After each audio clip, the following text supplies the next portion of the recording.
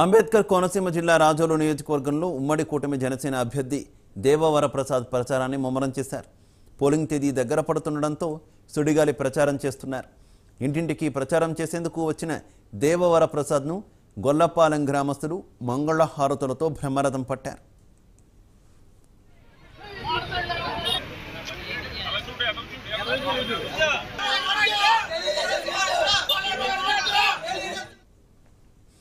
ఈ సందర్భంగా దేవవర ప్రసాద్ మాట్లాడుతూ ప్రతి గ్రామంలోనే మంచినీటి కొరత ఉందని ప్రజలు చెబుతున్నారని, తాగునీటి సమస్యకు శాశ్వత పరిష్కారం చేయడమే లక్ష్యంగా పెట్టుకుంటానన్నారు. జగన్ ప్రభుత్వంలో బీసీలకు ఒరిగిందేమీ లేదని, కూటమి ప్రభుత్వం వచ్చిన తర్వాత బీసీలకు పెద్దపీట వేస్తామని హామీ ఇచ్చారు.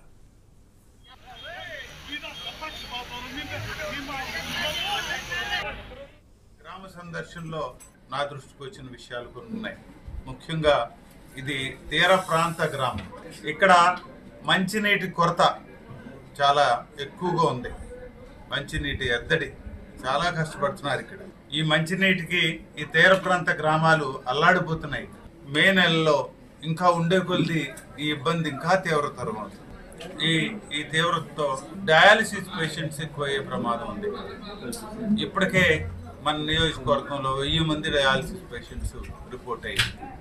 అంటే ఇంకో ఉద్దానం కింద తయారు చేసే పరిస్థితి మన నాయకులు, రాజకీయ నాయకులు తీసుకొచ్చారు. ఇమ్మీడియట్గా ఇక్కడ ఈ మంచినీటి కొరత ఏదైతుందో దీన్ని పరిష్కరించాల్సిన అవసరం. ఈ విషయాన్ని నా దృష్టికి తీసుకొచ్చారు. మనకు ఆల్రెడీ ధవళేశ్వరం నుంచి ఒక ప్రాజెక్ట్ అప్రూవ్ అయి ఉన్నమాట మనకు తెలుసు. దాన్ని ఇమ్మీడియట్గా ఎలక్షన్ అయిన వెంటనే దాన్ని అమలు చేసి ఈ గ్రామాలన్నింటినీ కూడా పూర్తి స్థాయిలో పుష్కలంగా ప్రతిరోజు ప్రతి ఇంటికి నీరు ఇస్తానని ఈ గ్రామంలో నేను హామీ ఇస్తా ఉన్నా.